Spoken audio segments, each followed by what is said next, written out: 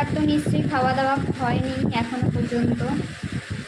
তো এই যে আজকে হচ্ছে ডাল, তার সাথে হচ্ছে ভেন্ডি দিয়ে, পেঁয়াজ দিয়ে, আলু দিয়ে ভাজা, সাথে আছে গন্ধরাজ লেবু,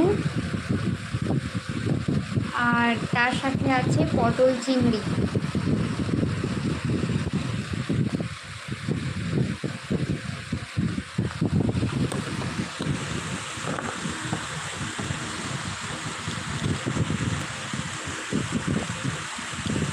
এই হচ্ছে আজকের মেনু।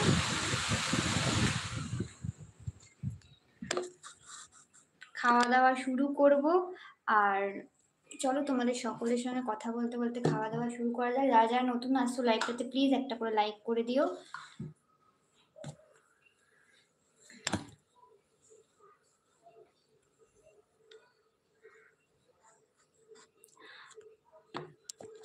তো চলো তোমাদের আর একবার লাইভ মানে মেনুটা দেখিয়ে দিচ্ছি। তো এখানে আছে হচ্ছে গিয়ে ভাত, তার সাথে আছে গন্ধরাজ লেবু, আছে ডাল, এখানে আছে ঢ্যাঁড়স দিয়ে, আলু দিয়ে, পেঁয়াজ দিয়ে ভাজা, মানে হচ্ছে ঢ্যাঁড়সটাকে অনেকে ভেন্ডিও বলে থাকে।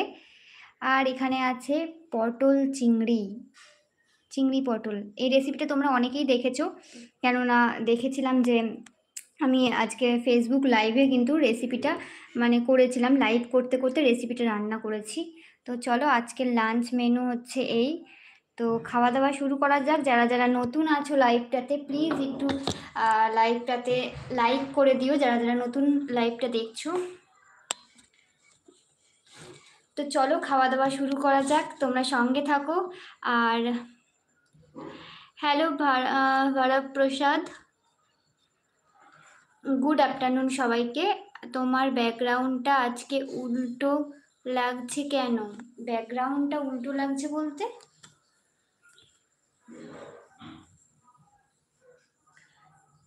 ব্যাকগ্রাউন্ড উল্টো লাগছে কেন? হ্যালো কুশল, গুড আফটারনুন।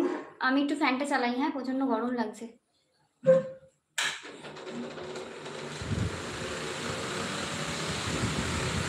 ফ্যান চালালে তোমাদের আবার শুনতে অসুবিধা হয়।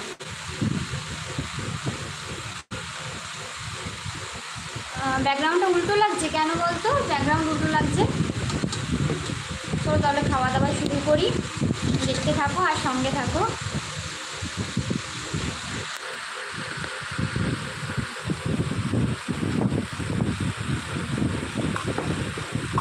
কুশল কেমন আছো বলো?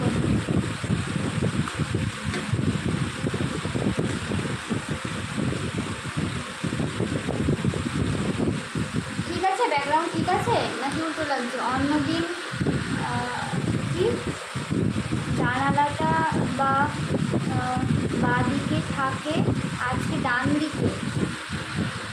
জানালাটা ডান দিকে, এটা কিন্তু সত্যি সত্যি ডান দিকে, কিন্তু কেন আজকে দিকে লাগছে বুঝতে, মানে দিকে প্রতিদিন লাগে কেন বুঝতে পারি না। প্রতিদিন তো সেলফিতেই তো করা হয়, আর আজকেও তো সেম সেই পদ্ধতিতেই করা হচ্ছে, কিন্তু কেন লাগে বুঝতে পারছি না। তো বুঝতে পারছি না, আজকে তোমার মুখটাও চেঞ্জ চেঞ্জ লাগছে নাকি?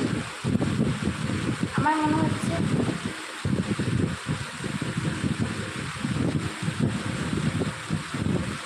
দিশা স্নান করেছিস নাকি স্নানও করিসনি, খাসনি এখনো?